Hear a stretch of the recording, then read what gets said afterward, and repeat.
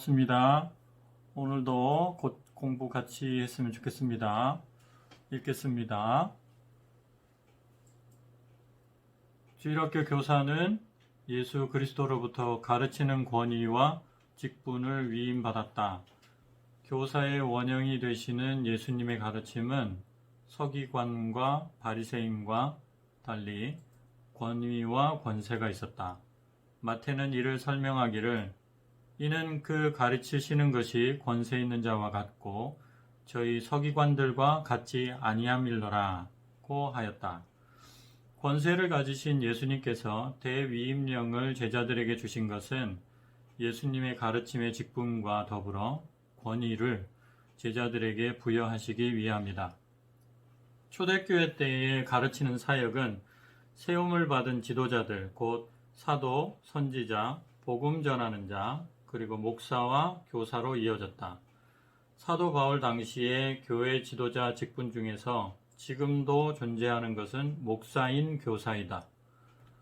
성경에서 말하는 목사와 교사의 의미는 목사와 교사라는 다른 두 개의 인격체를 말하는 것이 아니고 목사이면서 동시에 가르치는 교사를 의미한다. 에베소서 4장 11절의 목사인 교사란 용어의 의미는 목회자는 설교만 하는 사람이 아니라 가르치는 사람이 되어야 한다는 점이다. 그러나 현대교회에서의 사역은 다변화되어 교역자들의 책임도 세분화되었다. 목회자는 설교하는 일, 가르치는 일, 전도하는 일, 신방하는 일 등 다양한 사역에 대한 책임을 갖지만 개 교회의 상황에 따라 사역을 나누게 되는데 교사의 가르치는 사역은 원래 목회자의 사역이지만 사역의 세분화의 결과로 주일학교 교사들에게 위임된 것이다. 이러한 주일학교 교사의 사역의 성격은 3중으로 설명할 수 있다.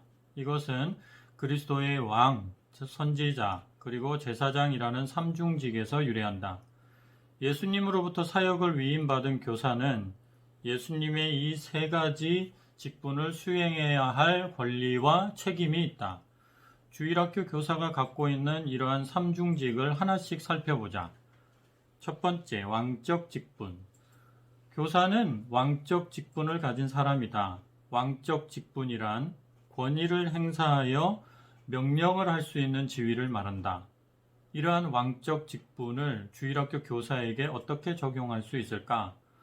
교사의 어떠한 사역이 이 직분에 속한 사역으로 분류될 수 있을까? 교사의 일상적인 사역에서 본다면 학원 목표를 설정하고 학습자들에게 성경 구절을 암송하게 하고 행동 기준을 제시하고 교회 안에서 지켜야 할 기본 규칙을 만드는 것이다.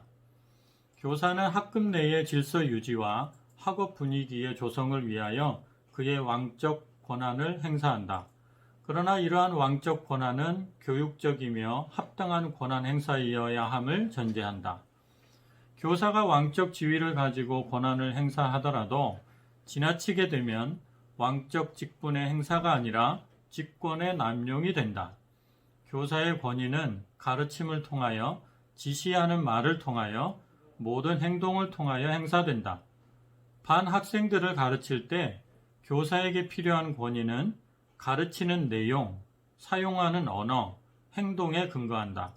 그러므로 교사의 가르침이 부실하면 권위를 상실하게 된다. 교사가 권위를 가지려면 먼저 가르치는 내용인 성경에 대한 지식을 가지고 있어야 한다. 그리고 사용하는 언어, 행동 등이 교사로서의 채통을 지키지 못하고 천박하게 되면 아무리 좋은 내용을 교수하더라도 교육적인 효과를 얻기가 어려울 뿐 아니라 그 권위도 상실하게 된다. 주일학교 교사들 가운데서도 교사의 이러한 왕적 직분을 포기하는 경우들이 많이 있다. 이러한 경우는 교사 자신을 단순한 학습자의 촉진자로 생각하여 교사의 왕적 직분을 스스로 포기한다. 교사는 반 학생들이 알아야 할 성경 지식을 가르쳐 알게 하고 지키게 해야 한다. 이는 교사의 권리이며 동시에 의무인 것이다. 소크라테스의 철학이 주장하는 것처럼 사람은 모든 지식을 무의식 속에 가지고 태어나는 것이 아니다.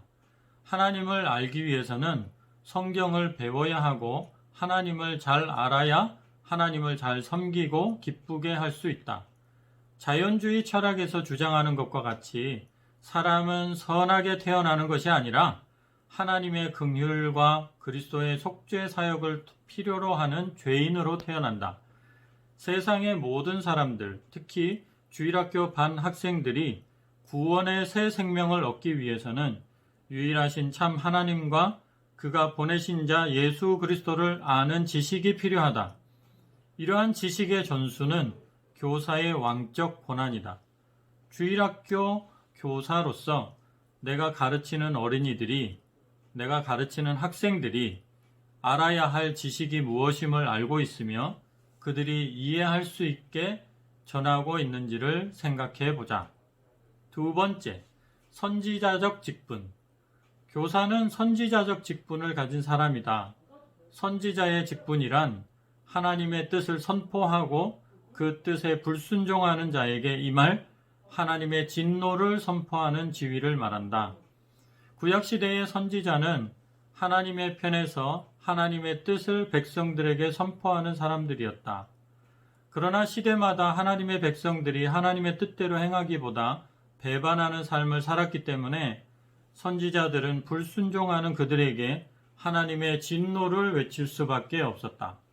그래서 선지자들은 백성들에게 복이 아니라 하나님의 진노를 선포하는 사람으로 인식되어 이스라엘 백성들에게 무서운 존재로 비춰졌다.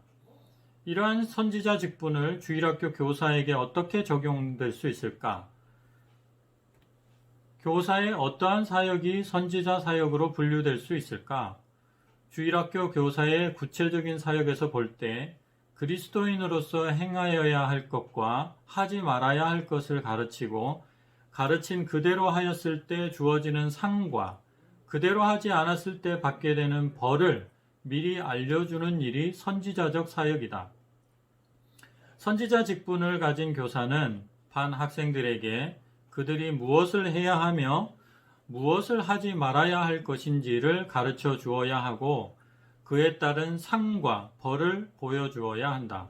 이때 상과 벌은 미리 제시한 기준에 도달하였느냐 하지 못하였느냐에 근거해야 한다.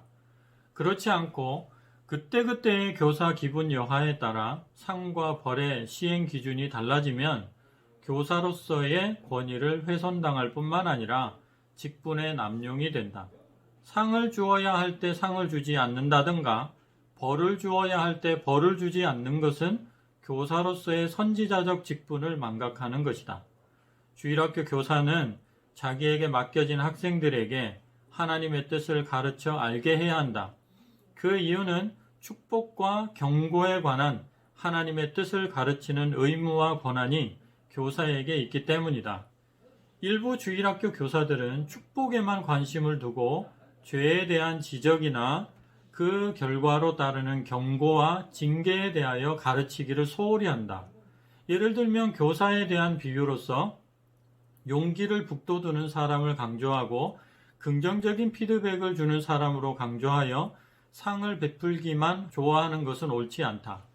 인류 역사에서 최고의 지혜를 지녔던 솔로몬 왕은 내 아들아 여호와의 징계를 경히 여기지 말라. 그 꾸지람을 싫어하지 말라. 대저 여호와께서 그 사랑하시는 자를 징계하시기를 마치 아비가 기뻐하는 아들을 징계함 같이 하시느니라고 하였다. 세 번째, 제사장적 직분. 교사는 제사장적 직분을 가진 사람이다. 제사장적 직분이란 하나님의 백성들의 잘못과 부족함을 대신하여 늘 하나님께 기도드리는 지위이다. 구약의 제사장은 백성들의 죄를 대신하여 하나님께 나아가 그 죄를 용서를 받기 위하여 제사를 드렸다. 이러한 제사장적 직분이 그리스도인 교사에게 어떻게 적용할 수 있을까? 교사의 어떠한 사역이 제사장적 사역으로 분류될 수 있을까? 교사의 일상적인 사역에서 본다면 첫째, 자신이 가르치는 진리대로 살아서 반 학생들에게 영적인 모본이 된다. 둘째, 자신이 가르치는 어린이와 10대들을 위하여 늘 하나님께 간구한다. 셋째, 반 학생들이 말씀대로 살 수 있도록 하나님의 말씀을 가르치기를 힘쓴다. 주일학교 교사로서 나는 자격이 있는가를 돌이켜보자. 초, 중 등 고등학교의 교사가 되려면 교사 자격증이 있어야 한다. 그런데 초, 중 등 고등학교 교육보다 더 중요하고 힘든 영적 교육을 담당하는 주일학교 교사인 나는 어떤 자격증을 가지고 있는가?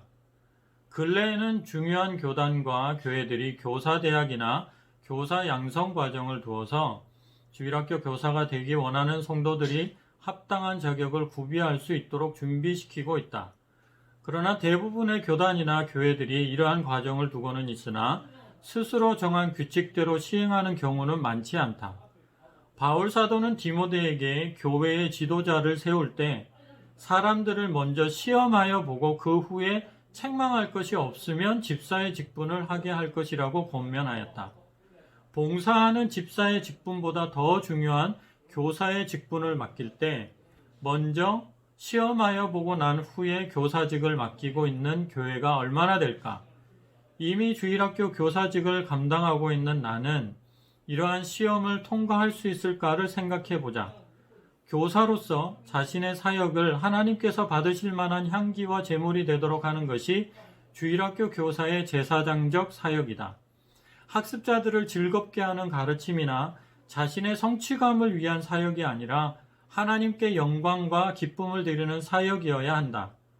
오랫동안 주일학교에서 가르친 교사들은 한 주간 동안 자신이 맡은 아이들을 위하여 기도하고 성경 말씀을 준비하여 아이들을 가르칠 때와 한 주간 내내 바쁜 일에 밀려서 허둥지둥 지내다가 아이들을 가르칠 때의 차이를 느낀 적이 있을 것이다. 가르치는 학습자들을 위한 공부 준비와 기도는 교사의 제사장적 사역에 속한다. 주일학교 사역의 핵심은 프로그램이나 이벤트의 진행이 아니라 기도이다. 이러한 제사장적 직분을 지닌 주일학교 교사는 영적으로 성숙해야 한다. 그리고 주일학교에서도 미션스쿨이나 기독교 학교 못지않게 성숙하고 헌신된 교사를 선발해야 한다. 그것이 가장 바람직하지만 주일학교라는 특수성을 고려할 때 영적 성숙에 대한 요구가 미션스쿨이나 기독교 학교에 미치지 못한다. 선생님들 오늘도 들으신다고 수고 많이 하셨습니다. 저희들에게 좋은 글을 주신 한춘기 교수님에게 감사하고 우리가 이것을 배움으로써 자기 자신을 돌아보고 하나님께서 기뻐하시는 교사가 될 수 있는 좋은 길이 마련되어서 저는 좋습니다. 선생님들 다음에 또 뵙겠습니다. 수고하셨습니다. 바이바이.